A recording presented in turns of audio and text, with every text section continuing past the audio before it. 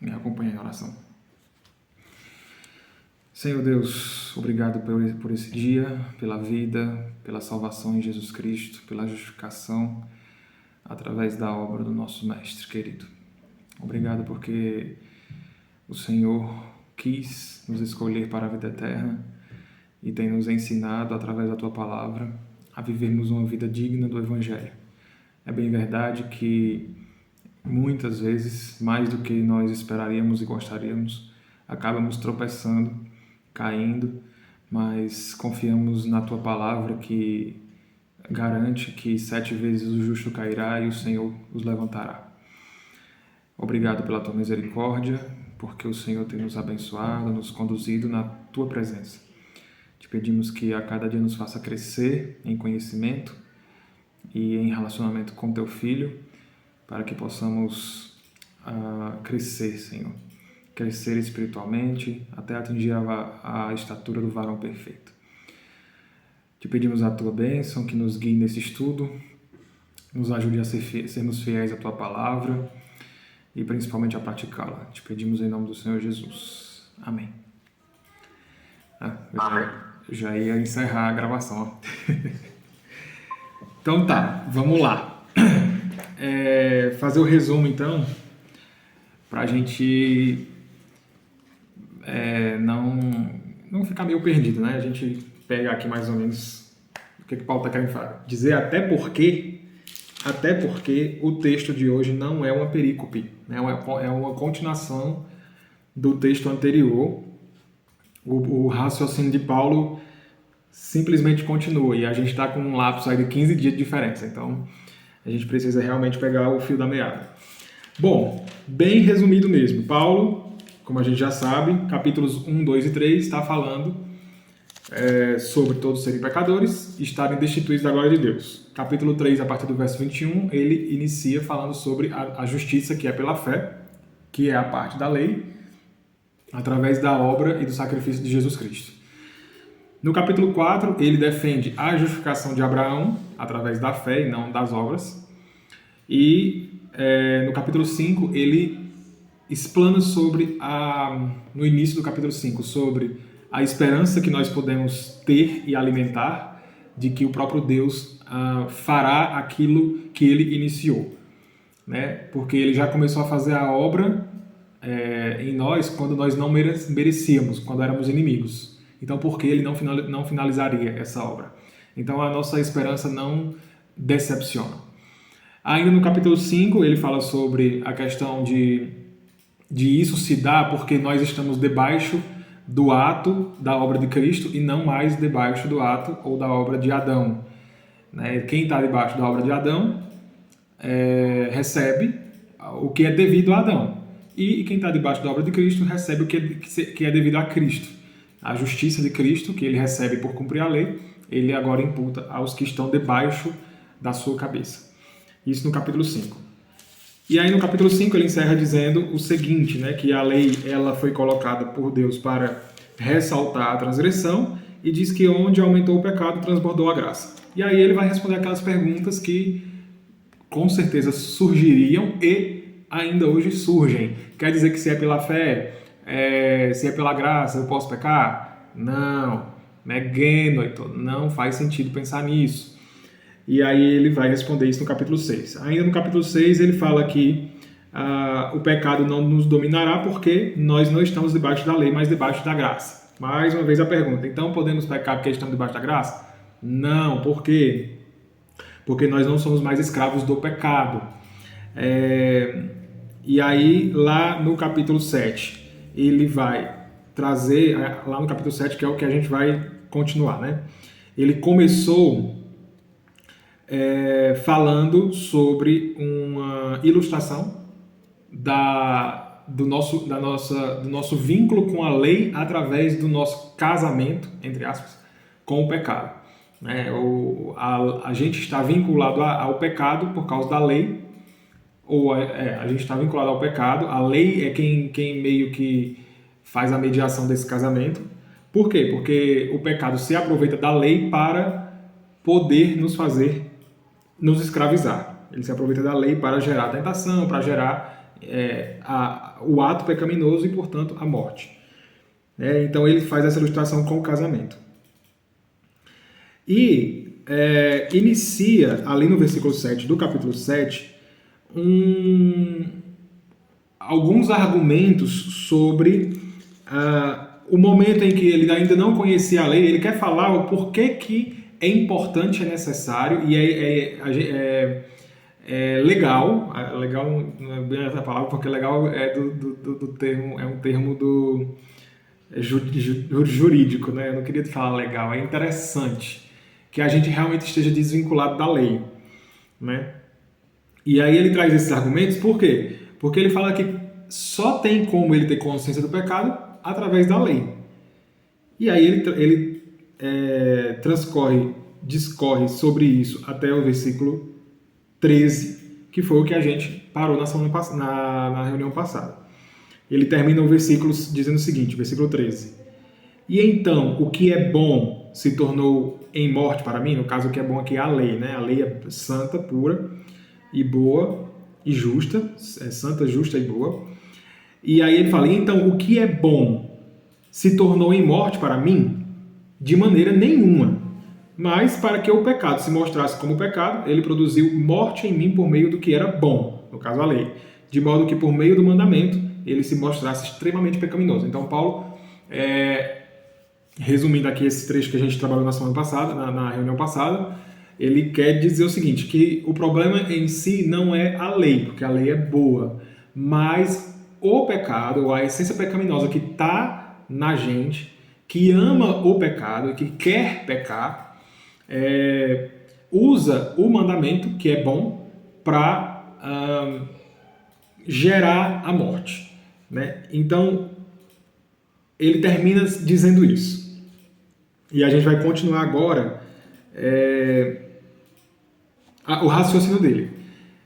Primeiro, antes de fazer a leitura, tá? É um texto bem complexo, muito difícil, divide opiniões dentro dos estudiosos da teologia, simplesmente, se é que eu posso usar essa palavra, pelo fato de ele usar no início, desde o versículo 7 até o versículo 13, usar os verbos no passado, como se fosse alguma coisa que já aconteceu, até porque é isso, passado diz isso, né? E a partir do versículo 14, ele passa a usar os verbos no presente. E aí isso acaba fazendo parecer que Paulo ainda lutava com o pecado, ainda tinha crises e ainda caía no pecado. E isso acaba sendo desconfortável. Como assim Paulo, um apóstolo, ainda luta ou lutava contra o pecado na época que ele escreveu isso aqui? Será mesmo que era Paulo mesmo? Será que ele estava se referindo a ele? E aí começam a fazer várias especulações. Tá? Só que assim, eu vou trabalhar o que eu entendi do texto, o que eu acho que realmente Paulo está dizendo, que é falando sobre ele. Colocou no presente e eu acredito que sim, que ele estava... que ele tinha suas crises, tá? Mas vamos ler o texto primeiro, depois a gente comenta. Então, a partir do verso 14. Sabemos que a lei é espiritual. Eu, contudo, não sou, pois fui vendido como escravo ao pecado. Não entendo o que faço, pois não faço o que desejo, mas o que odeio. E se faço o que não desejo, admito que a lei é boa. Neste caso, não sou mais eu quem o faz, mas o pecado que habita em mim. Sei que nada de bom habita em mim, isto é, em minha carne. Porque tenho o desejo de fazer o que é bom, mas não consigo realizá-lo. Pois o que faço não é o bem que desejo, mas o mal que não quero fazer, esse eu continuo fazendo. Ora, se faço o que não quero, já não sou eu quem o faz, mas o pecado que habita em mim.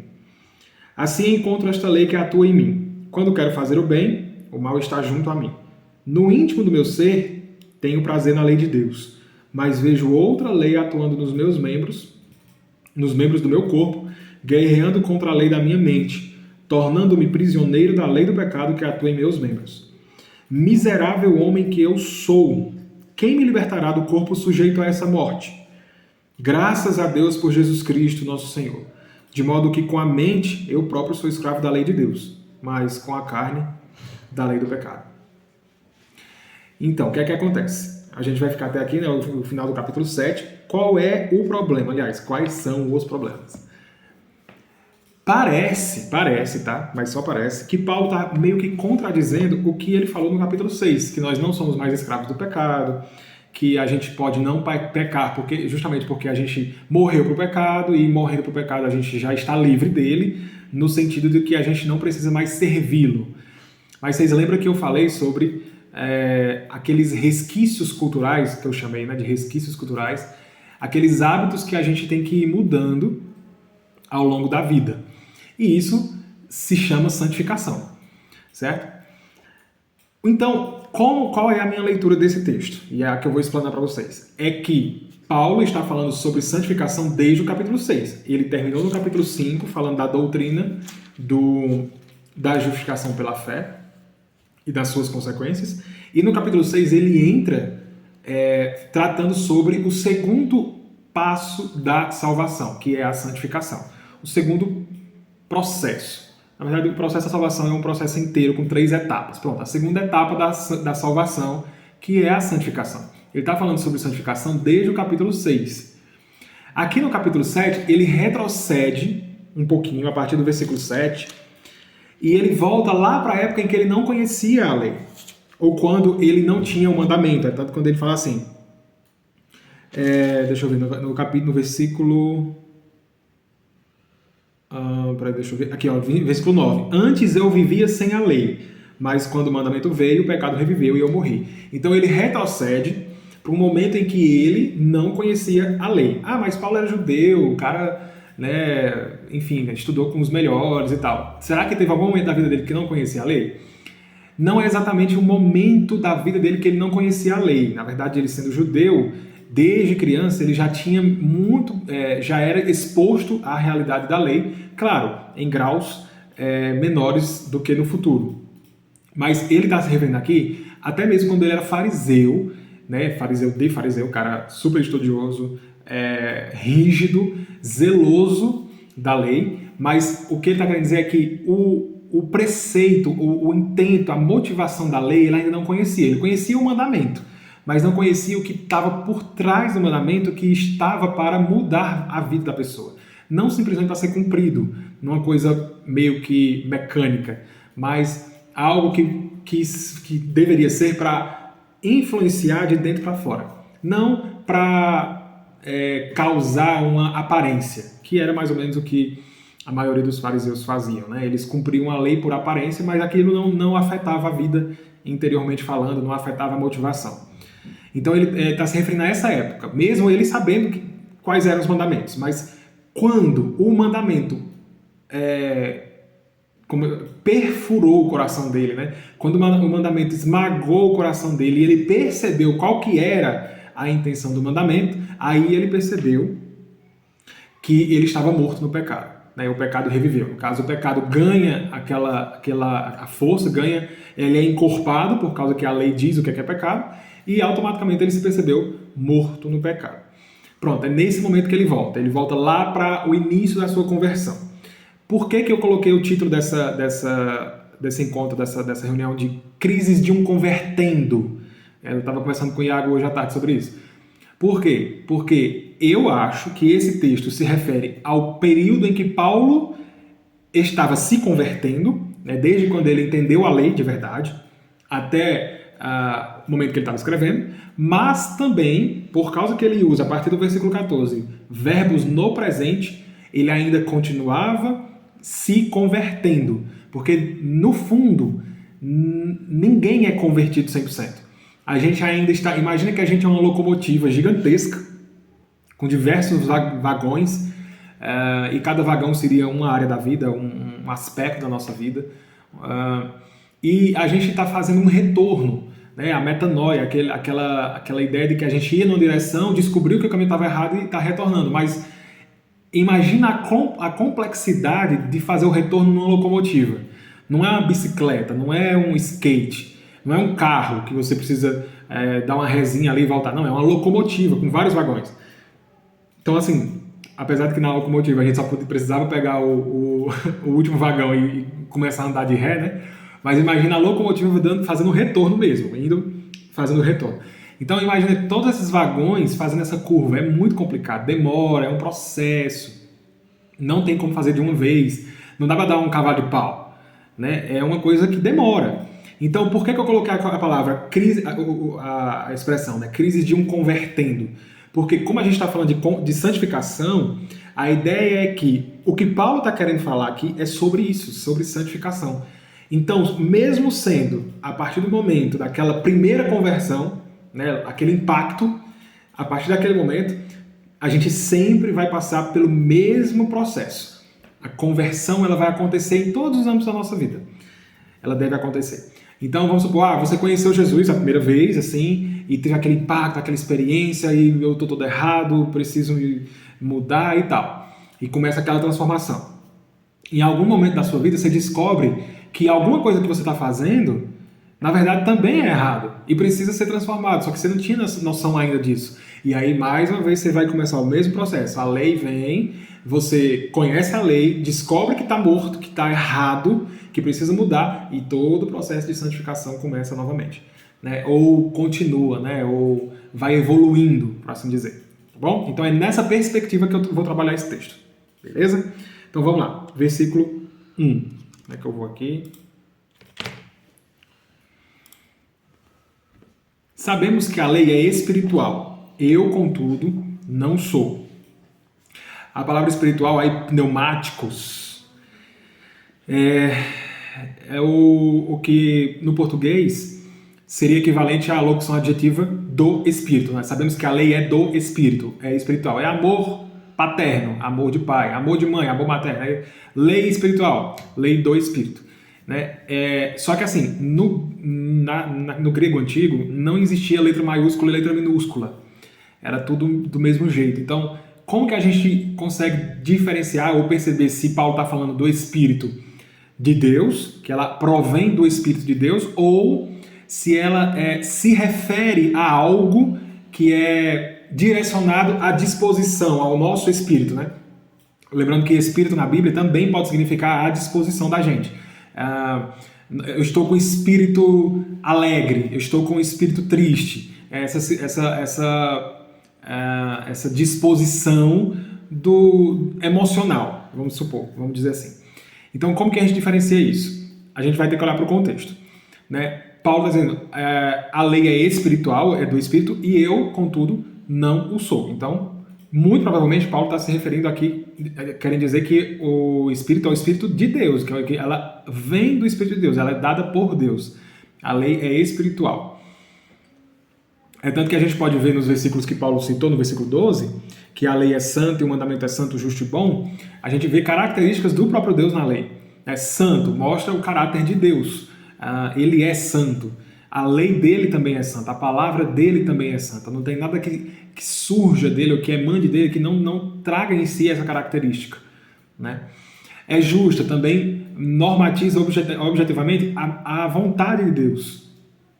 E é boa, ela beneficia os seres humanos que são criados à imagem de Deus. Então, a lei traz em si aspectos da divindade, aspectos do próprio Deus. Ela é espiritual. Mas também, ela pode... a palavra espírito também aqui, pode se referir à disposição de alguém, algo que influencia a vida de dentro para fora. Ou seja, Paulo pode... Tá? É uma suposição, apesar de eu achar que, na verdade, ele está se referindo à lei como sendo divina, pode se referir a um aspecto em que a lei ela está direcionada à mudança do nosso interior, do nosso espírito, e não exclusivamente a parte exterior, a nossa carne. Tá bom? Bom, mas vamos continuar. Vamos ficar aqui com aquela lei espiritual que ela vem do Espírito Santo. A lei vem do Espírito. Eu, contudo, não sou espiritual. Eu sou carnal. Paulo, em outras versões, já vai ter essa palavra. Na NVI, não. Só está assim, contudo, eu não sou. Só que na revista atualizada tem, porque bem sabemos que a lei é espiritual, eu, todavia, sou carnal. Sou carnal. A palavra carnal, está até aqui no slide, sárquicos. sarkikos. Não sei se é assim que pronuncia. Quer dizer o seguinte, que é governado pela natureza humana, pela natureza pecaminosa, tá bom? A lei não, a lei ela é governada, ela tem a intenção de Deus. Eu não, eu tenho a intenção da minha natureza. Qual é a minha natureza? A natureza pecaminosa, a natureza caída. E por que eu tenho essa natureza? Aí ele fala, se eu não me engano, pode ser que eu esteja errado, mas se eu não me engano é a única vez que o verbo aparece no passado, porque eu fui vendido como escravo ao pecado. Eu sou, presente, carnal, por quê? Porque eu fui vendido como escravo ao pecado. Então é por isso que existe essa disparidade entre a lei, que é santa, justa e boa, e eu, e a minha pessoa, que não sou espiritual. Então, Paulo vai introduzir aqui, nesse versículo, ele vai introduzir um conflito. Um conflito de proporções gigantescas, cósmicas, eu diria. Imagina o conflito cósmico que existe entre o bem e o mal, né? A gente olha para o livro de Apocalipse e percebe que existe uma guerra terrível entre o bem e o mal, mas parece que esse conflito entre o bem e o mal, ele também reside nesse universo que é cada ser humano, né? Então tem o universo macro, onde existe um conflito gigantesco entre o bem e o mal, as forças nas potestades do ar, né? O príncipe que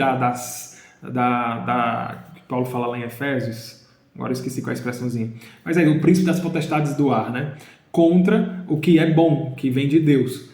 E dentro desse universo que somos cada um de nós, também existe esse mesmo conflito. E por quê? Porque Deus colocou dentro de um convertendo, né? Eu vou usar a palavra no gerúndio mesmo, porque eu quero enfatizar essa questão de processo. Ele tem um ponto inicial, mas ele continua. Então, Deus insere dentro do coração do convertendo uma lei que é dele, que tem características dele, num ser que não é direcionado, naturalmente falando, por nada, aliás, que é direcionado simplesmente pelo pecado, por uma coisa que quer ir contrário à lei de Deus. Então, Paulo introduz no versículo 14 esse conflito, essa disparidade que existe entre lei e nós. Continuando, por isso que ele fala no versículo 15, eu não entendo o que eu faço. Realmente parece existir um conflito tão grande que deixa a gente desnorteado até. Eu não entendo o que eu faço, pois não faço o que desejo, mas o que odeio. E é por causa desse tipo de linguagem que as pessoas não querem acreditar, alguns estudiosos não querem acreditar que Paulo está falando de si mesmo. Ele está falando de um judeu que está se convertendo, ele está falando de... Enfim, na verdade eu acho que não, eu acho que está falando dele mesmo. Ele usa os verbos todos na primeira pessoa. E usa o pronome eu também. E não tem problema nenhum, gente, a gente achar que Paulo não tinha conflitos. Né? Não tem problema nenhum a gente achar que Paulo não lutava com os seus pecados. Olha só, uma vez, só para a guisa de exemplo mesmo, uma vez ele orou pedindo a Deus que tirasse dele um espinho. Um espinho, vocês conhecem essa história, que era um espinho na carne que ele tinha, ele não diz o que é, mas que tinha sido dado por Deus, e esse espinho, ele fala mais ou menos que um emissário de Satanás ia para esbofeteá-lo, por causa desse espinho, e enfim, ele fala que ele tem esse espinho para que ele não viesse a se gloriar das revelações e das experiências que ele teve com Deus, que ele não viesse a se gloriar disso. Então, o que a gente pode deduzir? Que Paulo poderia lutar contra algum aspecto ali de arrogância, de possível arrogância. Paulo era um cara muito inteligente, um cara de 3 culturas, cultíssimo. Qualquer pessoa de qualquer cultura daquela época, conversando com Paulo, ficaria no chinelo. O cara tinha conhecimento de filosofia grega, ele tinha conhecimento judaico, tinha conhecimento... ele era cidadão romano, então ele tinha muitos motivos para ser arrogante. Não que ele fosse, mas que ele poderia lutar contra isso.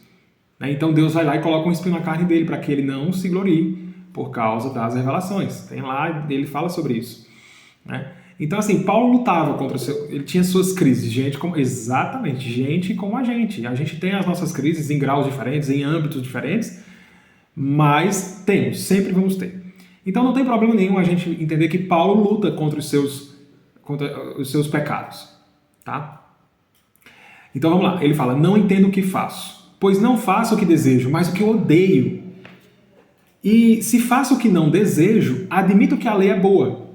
Ora, se eu olho para a lei e desejo cumprir aquela lei, mas não consigo, eu estou dizendo o seguinte, que a lei é muito boa, eu é que não sou, eu que não consigo fazer. Né? E aí ele continua, nesse caso, não sou mais eu quem o faz, mas o pecado que habita em mim. Lembrando sempre que o que está por trás das ações são as motivações. Né? Então, assim, a palavra desejar aqui, ó, significa pretender, preferir, querer, ter em mente, maquinar. Eu desejo fazer, mas acabo não conseguindo. Acaba fazendo o que não planejou. Né? A gente planeja fazer o bem porque a gente sabe que a lei é boa e quer cumprir a lei, mas a gente acaba, mesmo planejando fazer o bem, a gente acaba por fazer o errado. A gente acaba fazendo o que a gente não queria, o que a gente odeia. A palavra odeio aí, detestar, perseguir com ódio. É o oposto, é o completo oposto do que a gente estava planejando fazer. E aí, como a gente sabe que o que está por trás, o que Deus interessa mesmo, o que interessa a Deus é a motivação, não estou dizendo que a ação não conte, tá? Mas o que importa é a motivação. É muito provável que seja esse o pano de fundo do que Paulo vai dizer no versículo 17. Nesse caso, não sou mais eu quem o faz, mas o pecado que habita em mim. É como se em algum momento, eu não sei se seria certo eu dizer isso, mas é como se em algum momento a gente virasse marionete do pecado. A gente não quer fazer aquilo, mas acaba fazendo. E aqui eu vou trazer uma palavra que vai parecer contradição com o que a gente viu na reunião anterior. É como se fosse realmente um escravo que foi enviado por seu senhor, ou foi ordenado, recebeu uma ordem do senhor para fazer alguma coisa que ele não quer fazer. Ele sabe que é errado, o escravo, né? Sabe que é errado, não tem interesse nenhum em fazer aquilo e não tem o que fazer, ele acaba fazendo. Eu lembrei aqui agora, não sei porquê, daquele cara do caçador que foi enviado pela bruxa má da Branca de Neve. Né? Claro que o final ali foi diferente, mas assim, é como se ele, sendo servo da bruxa má, ele tem que matar a Branca de Neve. Mesmo sem ele querer, mesmo sem ele concordar com aquilo, ele tem que matar, ele acaba... Só que aí ele consegue burlar a coisa ali, né? É mais ou menos nesse sentido, não sei se foi feliz nessa comparação, tá? Mas quando Paulo está dizendo assim, não sou mais eu quem faz, ele não está aqui, a intenção dele não é isentar o homem da responsabilidade das suas ações, não é isso. Mas ele quer lembrar de que há algo no ser humano natural que tende a ser mais forte do que a nossa própria consciência e a disposição do nosso coração. É esse conflito que eu estou falando, né?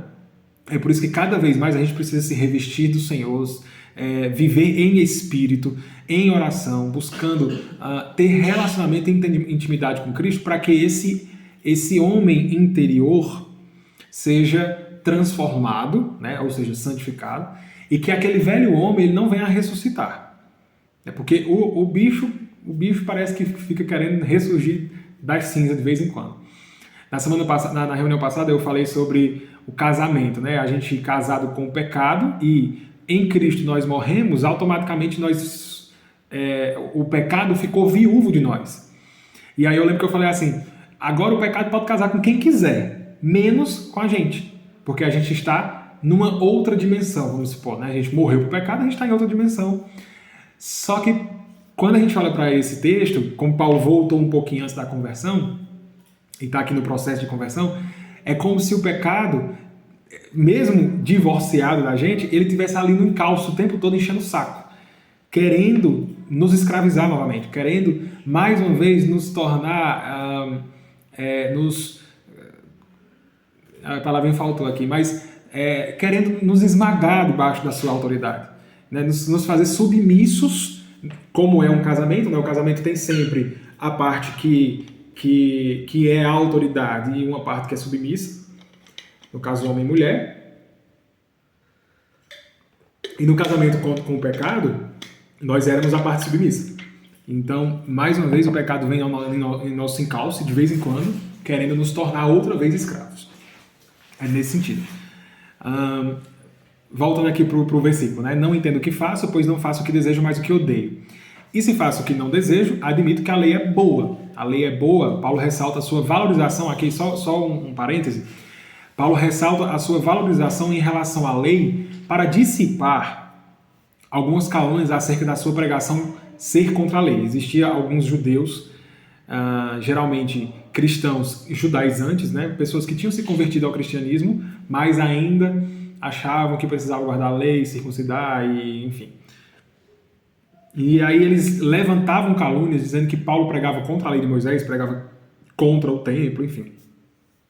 Então Paulo vai... Não é isso que eu estou dizendo. Eu estou falando que se eu estou dizendo que eu não faço o que eu desejo, mas o que eu odeio, eu estou dizendo que a lei é boa. Essa conversa por aí que estão dizendo que a lei não presta, é mentira. Eu admito que a lei é boa. A lei é santa, justa e boa, versículo 12.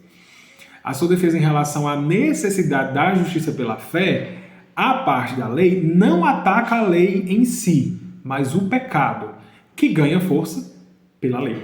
Então o problema não é a lei, é o pecado. Só que o pecado ganha força pela lei. Então ele está o tempo inteiro nos querendo fazer entender que a gente desvinculou da lei. Quando a gente morreu em Cristo, a gente desvinculou da lei. Mas os judeus achavam que isso era ruim, eles não queriam desvincular da lei. E achavam que Paulo estava pregando dizendo que a lei era ruim. Tá bom? Então, por isso que ele fala, admito que a lei é boa. A intenção dele é valorizar a lei. Não para que nós sejamos vinculados a ela, mas para explicar ou para revelar a vontade de Deus. Ela é boa. Tá bom? Então, só frisando mais uma vez aqui, ó, neste caso, não sou mais eu quem o faz, mas o pecado que habita em mim.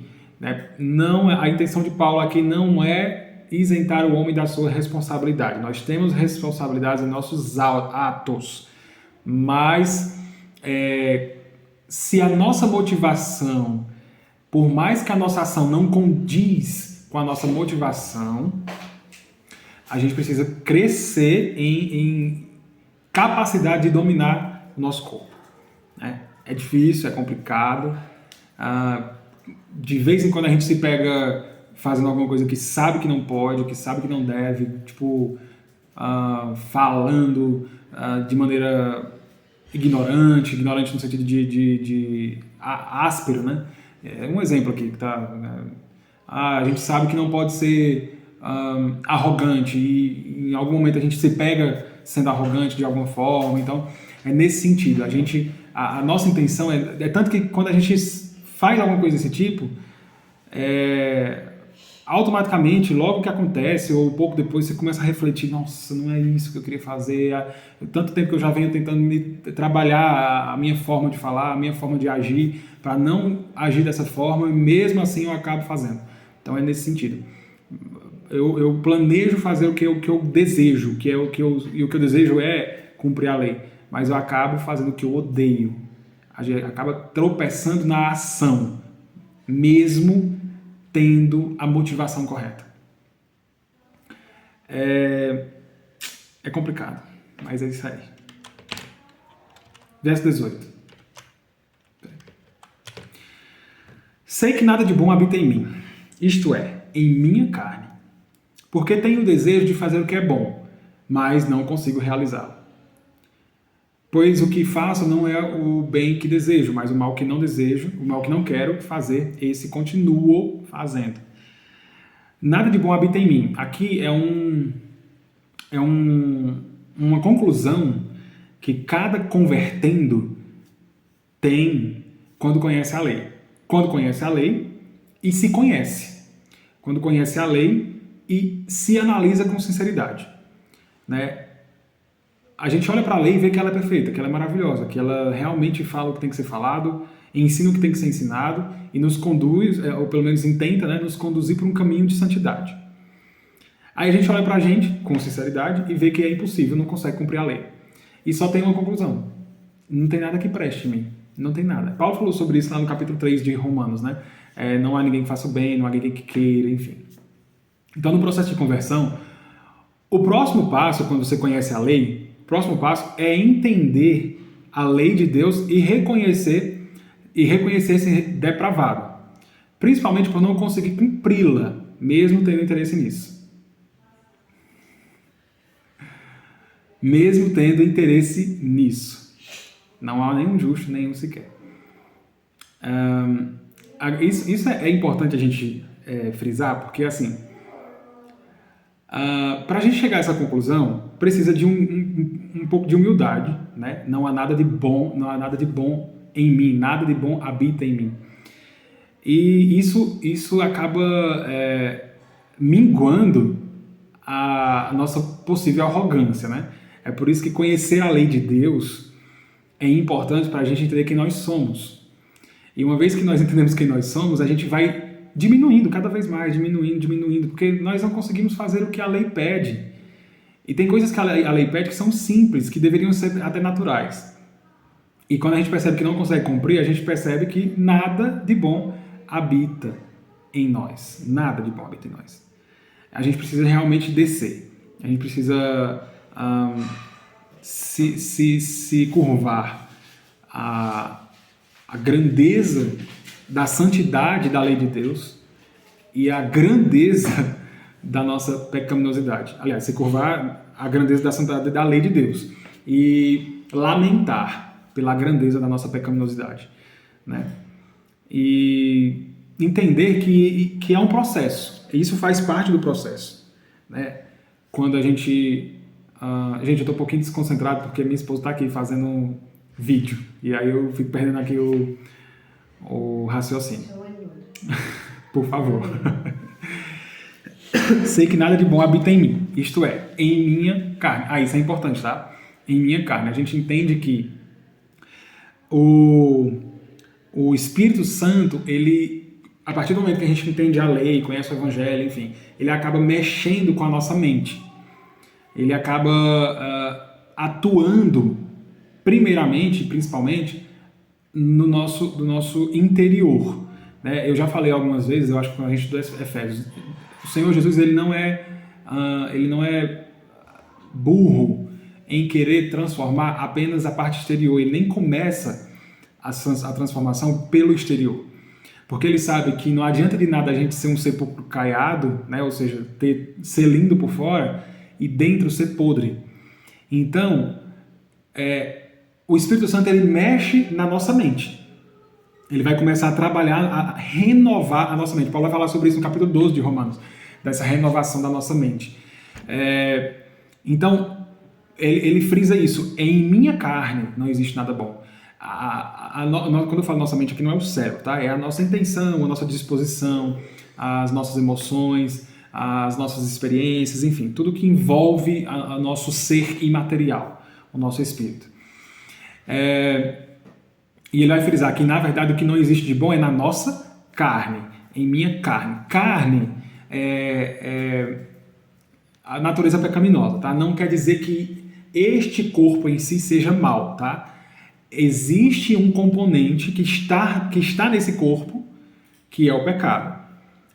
O que torna o corpo mau é o pecado. Não é que ele é mau em si, é igual a lei. A lei não é má. O pecado é mau e ele usa a lei para fazer o mal.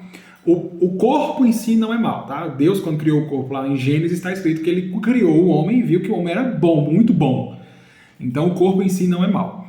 Mas o pecado usa o corpo para fazer as suas ações. A gente só consegue fazer qualquer ação através do corpo. Né? Então o conflito começa exatamente aí. O pecado usa o corpo, o espírito usa a mente, e aí entra o conflito. A gente quer, ou seja, a gente quer é mental, é uma coisa mais abstrata. A gente quer, mas a gente não faz. E aí é uma coisa mais física. Então é na carne que não existe nada bom, na minha carne, nesse corpo pecaminoso. Paulo falou sobre corpo pecaminoso no capítulo 6.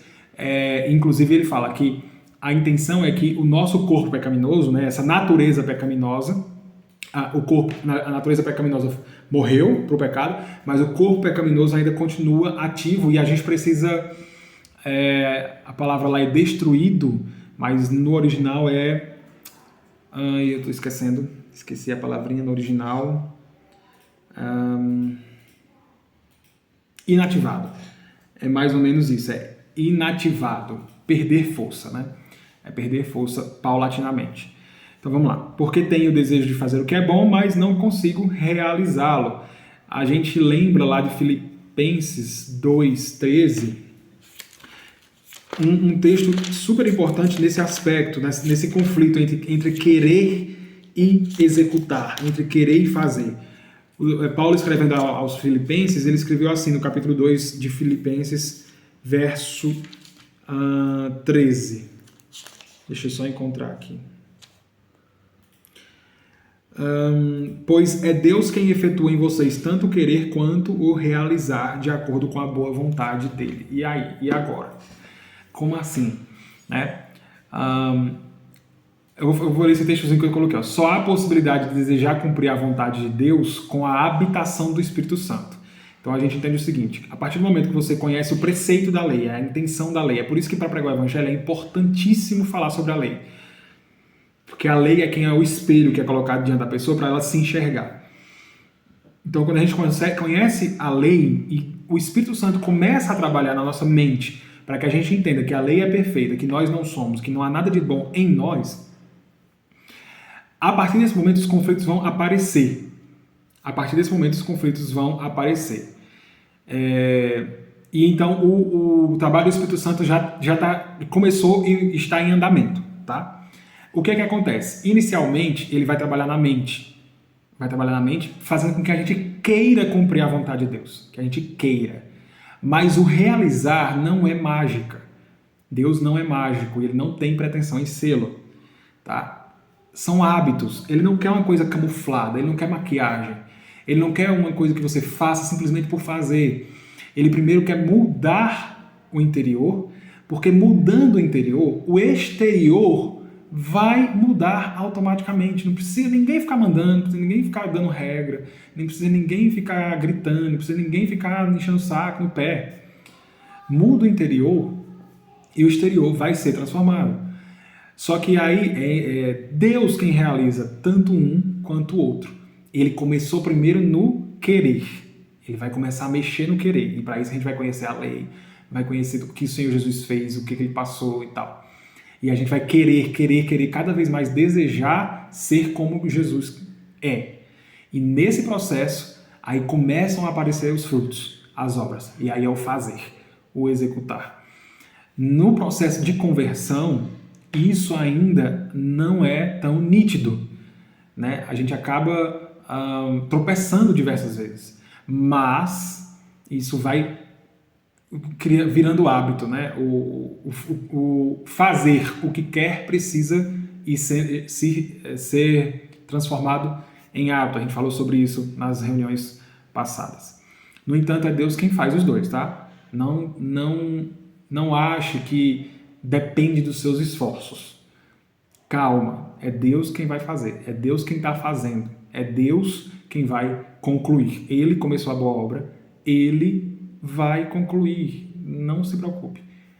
Agora, tenha uma disposição favorável, né? Nós precisamos nos dispor favoravelmente à transformação. Que tem muitos crentes que acabam atrapalhando com as suas, como é que eu posso dizer, com seus bloqueios, né? É muito melhor a gente se entregar completamente. A gente vai ver lá no versículo 25 que Paulo dá um grito assim: miserável homem quem sou, quem me livrará do corpo dessa morte? Então assim, é como se ele grita desesperadamente sabendo que ele é dependente, e aí ele se entrega. Então é nesse sentido que a gente tem que pensar: eu vou me entregar para essa transformação, preciso disso, né? E aí Deus vai trabalhar o querer e o executar, cada um a seu tempo. Por enquanto, a gente ainda acaba fazendo essas coisas, desejando fazer alguma coisa que é o correto e ainda não fazendo o mal que nós não desejamos. E aí a gente vive esses conflitos. Espero e desejo comigo e com todos que sejam cada vez menores, que os conflitos deles acabem diminuindo, pelo menos em intensidade, né? Diminuindo em quantidade, é importante, mas pelo menos em intensidade. O Senhor Jesus falou lá em Mateus 26, vigiem e orem para que não caiam em tentação. Olha aqui a disposição. Vigiem e orem para que não caiam em tentação, porque às vezes a gente pega a tentação com a mão. É comum demais, acontece demais. A gente pegar a tentação com a mão. A gente correr atrás. Ao invés da gente, a Bíblia fala, né? Resistir ao diabo e ele fugirá de vós. O que a gente faz? A gente vai lá e corre atrás, se aproxima dele, ao invés de resistir, ao invés de ele fugir de nós, a gente acaba se aproximando dele. Então, vigiai e orai para que não caiam em tentação. Isso é a disposição, isso é a nossa responsabilidade. Por quê? Porque o Espírito está pronto, o Espírito está preparado. O Espírito, lembra da parte material. Aqui é o nosso Espírito, está pronto. A gente tem já a transformação necessária, ou pelo menos o processo já em andamento da transformação da nossa mente. Mas a carne é fraca. Ou seja, a carne ainda não está isenta desses problemas. Eu estava pensando como que eu poderia ilustrar, né? A gente já viu que nós morremos para o pecado, né? Que a nossa natureza pecaminosa, que nosso velho homem morreu, que nós somos nova criatura. No entanto, que a gente já está divorciado do pecado, né? Usando outras figuras, que a gente já não é mais escravo do pecado, enfim. Só que tem uma coisa que ainda não morreu. Tem uma coisa que ainda não morreu. Foi nós mesmos. Essa carne aqui, ela ainda não morreu, né? E ela está contaminada. Então, nós morremos para o pecado, que é isso. Nosso espírito, a nossa mente, o nosso desejo morreu para aquilo. Mas isso aqui ainda não morreu. É por isso que essa guerra ainda continua. Quando essa guerra vai acabar? Quando esse corpo morrer. É por isso que o processo de santificação é a vida inteira. A vida inteira. Porque só quando esse corpo morrer é que ele vai estar livre dessa influência pecaminosa. Por isso o conflito. Ou, se o Senhor voltar antes e aí glorificar, né, esse corpo ainda, como ele está agora, ele vai glorificar e aí também vai ser liberto da influência do pecado. Mas quando fala que nós morremos para o pecado, é a nossa parte imaterial. A gente agora está debaixo de um novo senhorio. Esse corpo aqui, ele é influenciado pelo pecado ou pelo Espírito. E é onde a gente precisa nos dispor a nos deixarmos influenciar pelo Espírito e nos entregarmos a uma vida pelo Espírito. Paulo vai falar sobre isso no capítulo 8, tá? Vamos seguir, porque senão a gente vai demorar muito. Verso 20. Gente, deixa eu só perguntar, tá confuso, tá difícil, dá para entender o que é que eu tô querendo dizer? Tem hora que nem eu estou entendendo. Nem tu não tá entendendo. Nem eu estou entendendo, hein? Aí eu quero que vocês entendam. Então, vamos lá. Ora, se faço o que eu não quero, Paulo vai repetir o argumento, tá? Ele gosta de repetir. Na verdade, ele precisa repetir porque naquela época as pessoas não sabiam ler, a maioria das pessoas não sabia ler, então tudo era memorizado, ou a comunicação era feita oralmente. Então, ele repete várias vezes. Ora, se faço o que não quero, já não sou eu quem o faz, mas o pecado que habita em mim. Ele falou isso no versículo 17, né? Assim, encontro esta lei que atua em mim. Quando quero fazer o bem, o mal está junto a mim. Vamos lá. Se faço o que não quero, já não sou eu quem faz o pecado que habita em mim. O incrédulo, a pessoa que não é crente, não é convertendo, ela não faz o que não quer quando peca. Pelo contrário, o prazer dele está no pecado. Então, quando Paulo fala o seguinte, faço o que não quero, aqui denota uma pessoa que é crente, que está em processo de conversão, mas já é crente. Ela já entendeu quem é ela e ela já está nesse processo. Enfim, não é um incrédulo, não é uma pessoa, porque o prazer do incrédulo é o pecado. Ele nunca vai olhar para o pecado e dizer assim, eu não quero fazer isso. Né? Então, quem é que olha para o pecado e não deseja o pecado? É o crente. Por isso eu acho que o Paulo está falando dele aqui. Se faço o que não quero, já não sei o que eu faço. O incrédulo não faz o que não quer quando peca. Ao contrário, o prazer dele está no pecado. O convertendo, quando cai, odeia a queda e a ação que a provocou. Encontro esta lei que atua em mim. Quando quero fazer o bem, o mal está junto a mim. Eu peguei esse comentário aqui da Bíblia de Genebra, diz o seguinte: duas leis ou forças impulsoras. Eu acabei de falar, né? Que esse corpo acaba, que a gente como um todo acaba por receber influência do pecado, da carne e do espírito. Então, duas leis ou forças impulsoras, carne e espírito, operam no crente. O eu regenerando, eu coloquei regenerando, na verdade lá na Bíblia de Genebra está regenerado, mas eu coloquei regenerando.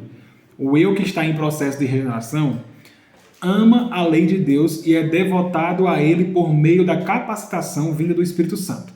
Mas na atual existência, ou seja, no hoje, a poderosa força do pecado que habita no crente, que ainda habita no crente, continua a operar, impedindo de realizar o seu desejo por uma obediência que não enfraquece. Mais uma vez, essa guerra entre o bem e o mal, essa guerra cósmica dentro desse micro-universo que é cada ser humano. Lá em Gálatas 5,17, Paulo escreve o seguinte: pois a carne deseja o que é contrário ao espírito, e o espírito o que é contrário à carne. Eles estão em conflito um com o outro, de modo que vocês, no caso os crentes, não fazem o que desejam. Então, este é o conflito. Aqui, quando Paulo fala não fazem o que desejam, é tendo por pressuposto a ideia de que o crente quer fazer o que é correto. Tá? Não fazem o que desejam. É interessante a gente observar isso, porque assim, quando a gente olha para os ditos de Jesus e também do próprio Paulo, eles dizem que nós devemos sacrificar os nossos desejos. E quando eles estão falando disso, eles estão falando dos nossos desejos pecaminosos. A gente precisa sacrificar esses desejos. Só que no crente surgem outros desejos, acabam surgindo outros desejos que a gente deveria fazer, deveria exercê-los e praticá-los, só que a gente não consegue. Por que a gente não consegue? É terrível, né, gente? Assim, é uma coisa lamentável. A gente querer fazer alguma coisa e não conseguir fazer, e a gente ter que reprimir alguns desejos que nós temos, justamente para que a gente consiga, de alguma forma, agradar a Deus. É uma luta terrível. Assim, assim, a gente vai vendo esses textos de Paulo e Paulo vai repetindo várias vezes, quanto mais a gente vai lendo, pelo menos comigo foi assim, e é quando eu leio, vai aumentando o desespero. Cara, por que tem que ser assim? Por que eu desejo fazer as coisas do jeito correto? Eu não consigo, que coisa chata. É de deixar a pessoa desanimada. Mas a ideia, pelo menos quando chega no versículo 25... 25? 24. Quando chega no versículo 24, eu acho que a ideia é exatamente essa. É fazer com que como é um processo de conversão, né, é fazer com que a gente vá baixando mesmo, descendo, desanimando-se das próprias forças, perdendo aquela confiança que nós tínhamos ou que eventualmente a gente vá ter nas nossas próprias forças. A ideia de Paulo, eu tenho quase certeza que é isso, é fazer a gente desacreditar da gente mesmo. E é por isso que ele vai repetindo e descendo. Eu tento e não consigo, eu tento e não consigo. Mais uma vez. Pois no íntimo do meu ser, verso 22, tenho prazer na lei de Deus, mas vejo outra lei atuando nos membros do meu corpo, guerreando contra a lei da minha mente, tornando-me prisioneiro da lei do pecado que atua em meus membros. Mais uma vez ele repete o argumento, dizendo que tem um prazer na lei do Senhor. É importante a gente entender que só tem prazer na lei de Deus o crente, né? Por que ele, no íntimo do ser, ele fala de uma coisa mais interna, algo mais interior mesmo, algo que está lá dentro, algo que mexe com o seu eu mais profundo. Por que ele diz? Porque a gente sabe que quando Deus escreve a lei no coração da pessoa, aquilo ali vai impactar a vida da pessoa. Então, isso só acontece no crente. Por mais que os judeus conhecessem a lei e tivessem certo prazer na lei de Deus, esse prazer do judeu, pelo menos do judeu não crente, era o prazer em si mesmo, o prazer que era gerado de ele cumprir a lei exteriormente e receber glória. O prazer que Paulo está falando aqui não é esse, é o prazer de amar a lei e querer cumprir a lei de Deus. Né? Tanto que nos Salmos fala, né, na tua lei medito de dia e de noite. Ali é um judeu crente, é um judeu que entendeu o propósito da lei. Né? Então, do íntimo do ser, no meu eu mais interior, no meu eu mais profundo, eu tenho prazer na lei de Deus. Não é algo que está na superfície, não é algo superficial. É algo profundo, é algo que mexe comigo, é algo que mexe com o crente.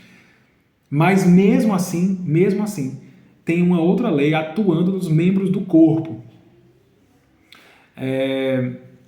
Guerreando contra a lei da mente, guerreando contra a própria lei que está cravada, escrita dentro do nosso coração. Tornando-me prisioneiro da lei do pecado que atua em meus membros. A consciência de que, agora olha o interessante, a consciência de que é impossível vencer a lei do pecado, conhecendo a lei de Deus, fica evidente. Ou seja, nessas repetições de Paulo, fica evidente que mesmo conhecendo e amando e tendo prazer na lei de Deus, fica evidente que é impossível cumpri-la. Pode amar do tanto que for, é impossível cumpri-la. Mesmo tendo prazer na lei e guerreando ardentemente contra os desejos pecaminosos, frequentemente o pecado levará à vantagem. Eu acho que é aqui o ápice daquele momento do estalo, né? Lembrando que a gente está falando de conversão, no sentido de santificação. Então tem o momento da conversão primeira, aquele estalo que a gente leva, nossa, eu não consigo fazer, é o Senhor por mim, e aí entende a graça. Mas também aqueles processos que a gente passa depois dessa conversão primeira, né? A santificação. Então, todas as vezes que a gente entender que nós de nós mesmos não conseguimos fazer, e a gente vai sempre na tentativa, e se frustra, e é inevitável, a gente vai se frustrar, até chegar o momento em que esse estalo repete. Opa, não é pela minha força, não é pela minha vontade, ou por mais que eu ame. Gente, eu oro a Deus diversas vezes e falo, Senhor, eu conheço a verdade. Eu sei o que é que eu tenho que fazer, eu conheço a tua palavra, por que que eu não consigo? E diversas vezes eu já me vi nessa situação. Eu já me vi nesses versículos, desesperado, porque eu tento, eu quero e eu não consigo. E eu acho que a intenção de Paulo é essa. Vai tentando. Agora, quando você chegar no fundo do poço e perceber que não consegue, aí você grita. Aí você grita isso aqui, ó. Miserável homem que sou, quem me libertará do corpo sujeito a essa morte? Aqui é o ápice, parece que Paulo ia descendo, né? Mas na verdade, aqui ele chega no estopis, estoura, eu não aguento mais, eu não consigo mais, eu preciso de um Salvador.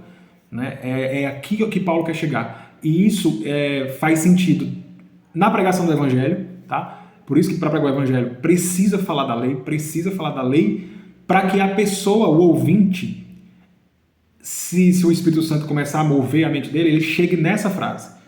Para que ele grite isso aqui. Miserável homem que eu sou, quem me libertará do corpo dessa morte? Se a lei tem um benefício, e ela tem, é a gente chegar nessa frase. É a gente chegar nesse grito, nesse desespero. Então, assim, voltando para o texto anterior que eu tinha colocado, a consciência de que é impossível vencer a lei do pecado, mesmo conhecendo a lei de Deus, fica evidente. Mesmo tendo prazer na lei e guerreando ardentemente contra os desejos pecaminosos, frequentemente o pecado levará à vantagem, até que essa consciência faz o convertido se render. Até que isso aconteça. Mesmo conhecendo a lei, mesmo tendo prazer na lei, eu amando a lei, e isso só o crente pode fazer, mesmo que isso tudo seja a minha realidade, eu tenho que lembrar que o que deve atuar é a graça. Não é a minha força, não é a minha obra. É a graça de Cristo. Até que eu grite, miserável homem que sou, eu ainda não estou vivendo a graça. Eu estou vivendo a lei. E isso eu estou me referindo tanto à conversão primeira quanto à santificação. Porque muitas das vezes a gente entende a conversão primeira como sendo pela graça e depois quer viver pela lei. Mas não é assim que funciona. é sempre pela graça, sempre pela graça. Isso não quer dizer que a gente deva ficar no pecado. Pelo contrário, a gente deve fugir do pecado e não querer nem saber dele. Nem saber dele. Mas como que isso acontece? Pela graça. Pela graça. Reconhecendo a santidade de Deus na lei, na sua vontade, e nos reconhecendo como miseráveis. Então, miserável homem, desgraçado homem que sou, né? Desventurado, a revista atualizada usa desventurado. Infeliz homem que sou. Quem me libertará do corpo dessa morte? Este é o clamor do coração de todo aquele que entendeu a sua condição e busca sinceramente obedecer a Deus, mas se vê incapacitado de corresponder como ele demanda. E aí, mais uma vez eu digo, isso é tanto para a pessoa que teve contato com o Evangelho a primeira vez e conheceu e teve aquela experiência primeira, quanto no processo de santificação, na repetição desse mesmo processo diversas vezes, né? O convertendo. A gente está sempre em processo de conversão.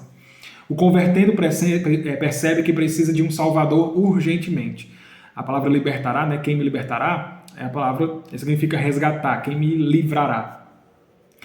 Corpo desta morte é o corpo físico do ser humano que é caracterizado pela morte, pelo pecado. Paulo está... se a gente lembra, né, que nós morremos no pecado em Cristo, e isso se refere à nossa parte imaterial, nosso espírito morreu para o pecado. Mas ainda o pecado atua no nosso corpo, nesse corpo físico, ele ainda é caracterizado pelo pecado, pela morte. Paulo parece aqui então gritar por glorificação. Lembrando que glorificação é o último ato da salvação, né? No processo de salvação, a gente tem a justificação, que é a graça, aquele momento em que nós somos isentos ou livres da culpa do pecado. Temos a santificação, quando o pecado vai perdendo força da nossa vida.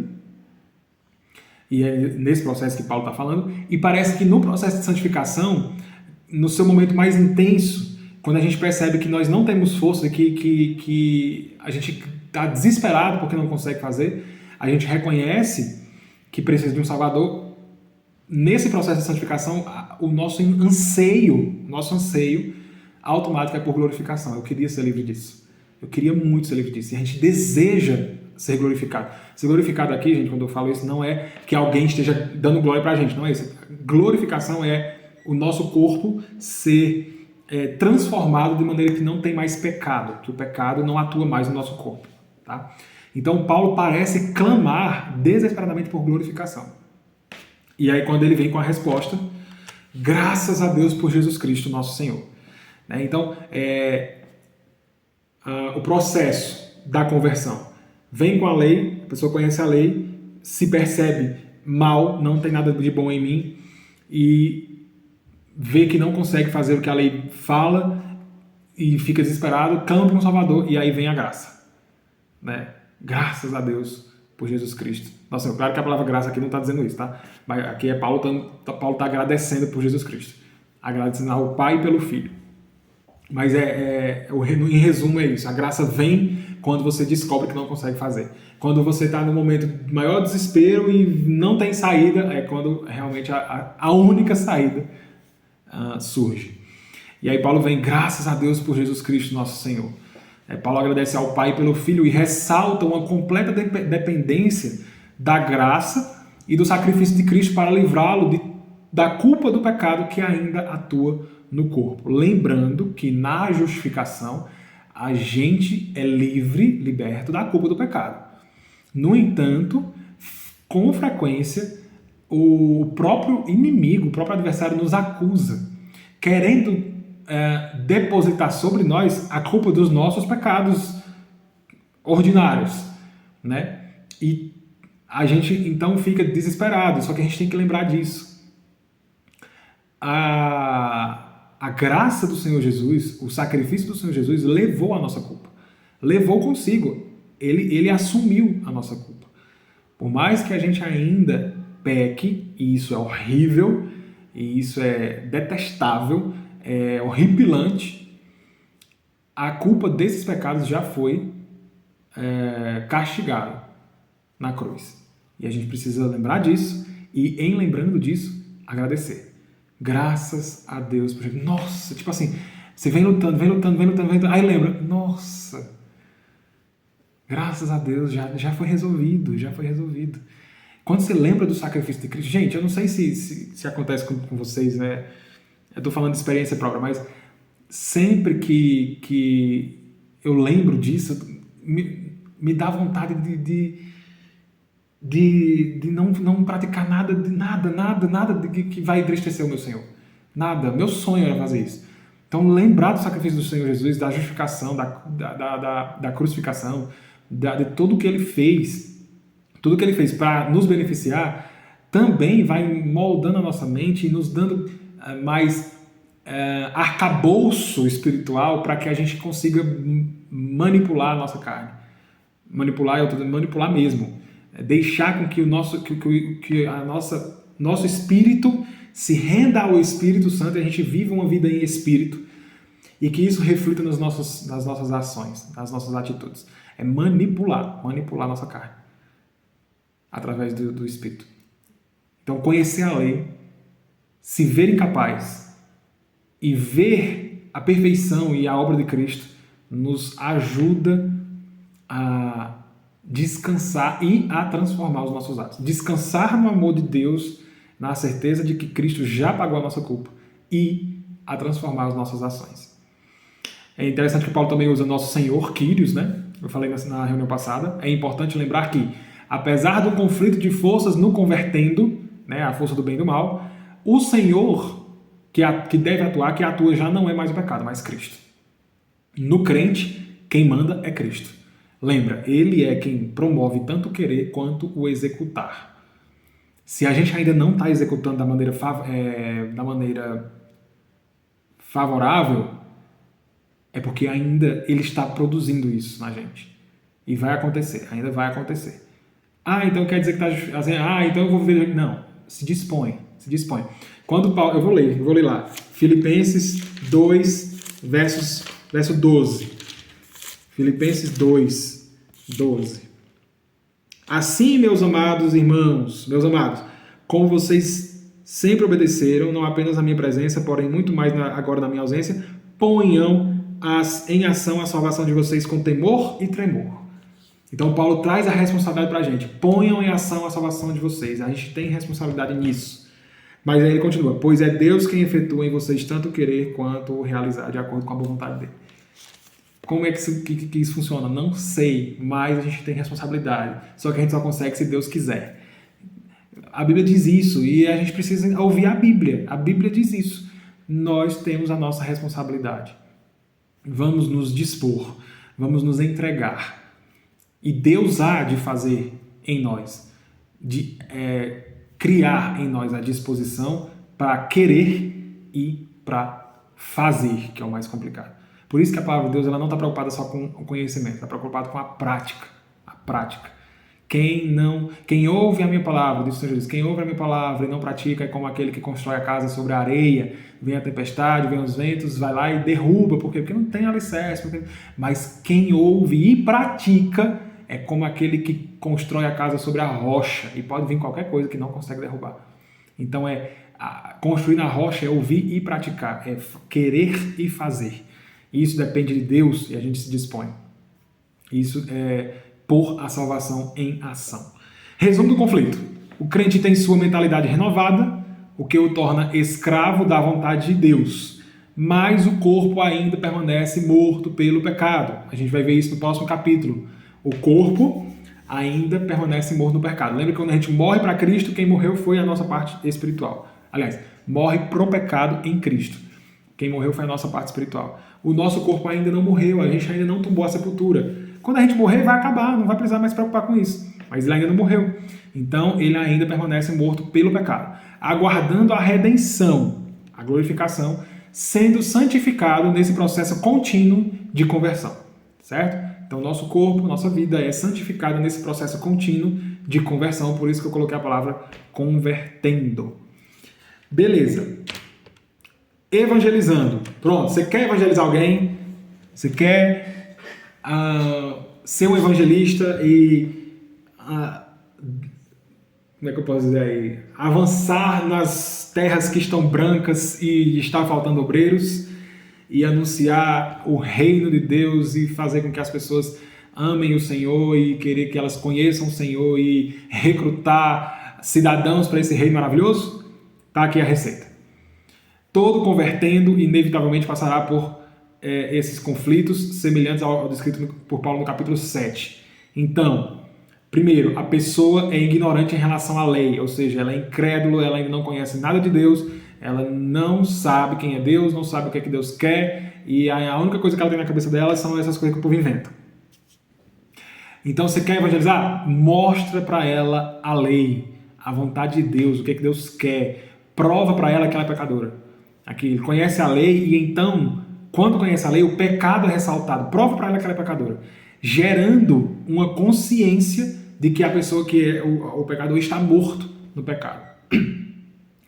E a pessoa que, quando o Espírito Santo começar a trabalhar, ela vai ver que a lei é boa, é santa e é justa, e que ao passo em que a lei é santa, boa e justa, ela precisa ser cumprida.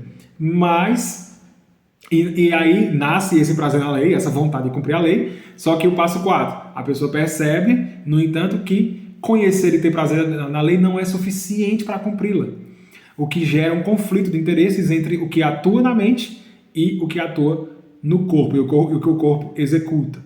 E aí isso vai gerar aquele grito de desespero que ecoa a plenos pulmões por se reconhecer incapaz de colocar em prática o que deseja. E pior, não é só o fato de a pessoa não conseguir praticar o que deseja, mas pior, é só conseguir praticar o que não deseja.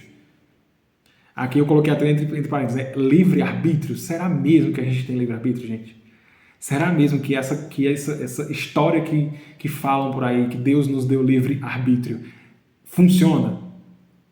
Como que a gente olha para um texto como esse que Paulo escreveu e ainda acredita que nós temos capacidade de simplesmente escolher não pecar?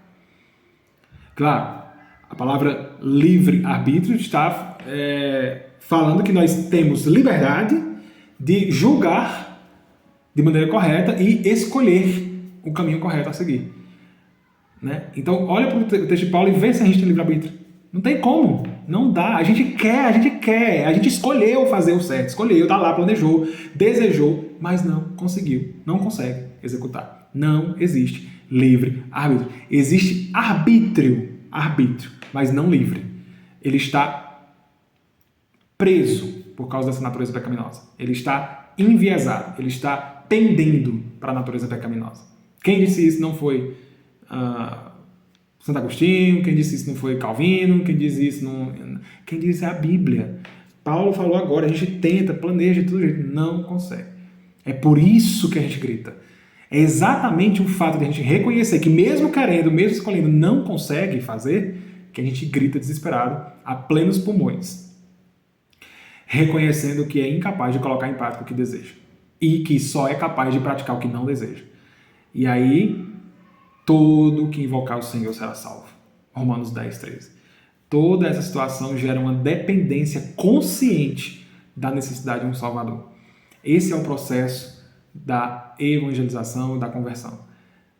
Beleza? Então, se você quer evangelizar, pregue, mostre para a pessoa que ela é pecadora. O evangelho não é só aquela partezinha que o Senhor te ama e veio para te salvar, Foi também. Mas antes, para que a pessoa entenda o que é que ela tem que ser salva, ela precisa antes conhecer a condição dela. E isso ela conhece através da lei. Tá bom? Então, mostra a lei, porque através da lei você vai provar para ela que ela é pecadora. Aí, quando ela se reconhece pecadora, aí faz sentido tudo o que vem depois. Enquanto não, não tem como. Beleza? Vocês querem comentar alguma coisa? Querem completar? Querem fazer alguma pergunta? Eu acho que eu fui meio confuso, porque o texto é confuso mesmo. Mas... Eu acho que assim, é confuso porque, na verdade, eu acho a proposta, como bom intelectual que ele era causar impacto mesmo. Era dar um impacto na verdade, a Bíblia ele tem essa propriedade, né, de bater de frente com você e fazer você pensar e fazer você refletir sobre como você está vivendo, sobre o que ela diz, sobre, né, sua existência, sobre suas responsabilidades, sobre a sua soberania de Deus. São questões que existem, a gente sabe que existem, e não cabe a nós tentar resolver. Exato. Cabe a nós aceitá-las e procurar viver da forma que a Bíblia diz que é viver. Com certeza. E aí, a questão de que tu estava falando aí, que fala só assim sobre gratidão, né? Você ficar relembrando o que Deus já fez, você ficar pensando sobre tudo isso, sobre a redenção, sobre a história toda. E tem uma coisa muito interessante que eu tenho praticado, que eu tenho feito assim, nas minhas orações, então, que é a prática da gratidão. Porque aquela valsa do Natal que eu fico, né? Sim. A gratidão parece que faz você amadurecer, porque quando você agradece, principalmente agradecendo a Deus, que você, não tem como você pagar o que ele faz com você, de forma alguma não tem como você pagar, e a única coisa que a gente pode fazer é agradecer. E quando você agradece, você reconhece a dependência. E quando você reconhece a sua dependência, você se torna mais humilde, vamos dizer assim, se é que é possível a gente se tornar humilde. Mas isso é reconhecer o que ele fez, eu acho que faz você se tornar mais maduro. Faz parte desse processo aí de santificação e tudo. Com certeza. Eu acho que é uma ação necessária, né? Além disso, além de tudo que você falou, ainda eu acho que a gratidão ela acaba por mudar as suas atitudes, porque você não quer ser incoerente, você ser grato apenas na oração ou da boca para fora ali, na palavra, mas na hora das suas ações, você simplesmente querer entristecer a pessoa que você é tão grato, né? Não faz sentido, você acaba sendo incoerente. Então eu acho que a gratidão também acaba promovendo essa percepção de que a minha gratidão ela deve refletir também nas minhas ações. Isso. Você pensar no que você vai agradecer faz você refletir sobre isso, né? Será que eu vou fazer isso mesmo? Porque ele já me perdoou, cara. Ele já me perdoou fazer isso de novo. De novo e de novo. Ai, Senhor, nos ajuda. Iago, pode Por falar. mais que não existe que a gente volte a pecar, mas pelo menos causa o constrangimento de você reconhecer que é só por Deus. É isso. É verdade. Tu quer fazer a oração para encerrar, então? Já que você está aí. Posso? Pode ser? Então, Pode. então vamos orar, então. Pode agradecer. Vamos orar. Senhor Deus, grandioso Pai, nós te agradecemos. Como estávamos falando, nós te agradecemos por ter remitido nossos pecados, por ter nos resgatado das mãos do pecado, Pai. Nós te agradecemos porque sabemos, Senhor, que sem o Senhor nada disso seria possível. A gente não teria vida e nós estávamos ainda mortos. Então nós te agradecemos, Senhor. Nós te agradecemos pela salvação e assim também nós te agradecemos, Senhor, pelos bens materiais que o Senhor tem nos oferecido, pela provisão diária, por esse apontamento para falar e refletir sobre a tua palavra e que essa reflexão não fique só aqui, que nós possamos entender e levar para a nossa vida. Pai amado, nós queremos te agradecer ainda porque o Senhor é o criador de tudo. O Senhor nós não temos ideia do tamanho do teu poder, Senhor, e mesmo assim o Senhor se preocupa com os mínimos detalhes da nossa vida. E nós só podemos te agradecer, porque nós não podemos fazer nada mais por isso, nada que nós fizermos nos vai pagar o que o Senhor fez. Por isso nós te agradecemos. E te pedimos, continua nos abençoando, continua guiando os nossos passos, nós estivermos no esteja conosco. E tudo o que nós precisamos fazer, Senhor, seja em teu nome, e que o Senhor esteja conosco ao nosso lado, onde nós pomos as mãos, o Senhor também esteja conosco, Pai. E aquilo que não for para nós, Senhor, também tira de nós e nos mostra, Senhor, que tu desejas soberanos. Que nós temos que aceitar humildade e andar sobre a tua palavra. Senhor Deus, nós te agradecemos por tudo, te entregamos tudo nas tuas mãos, no nome de Jesus Cristo. Amém. Amém. Amém. Amém. Deus abençoe, Iago. Gente, Deus abençoe pela companhia de vocês e deixa eu só encerrar aqui o vídeo.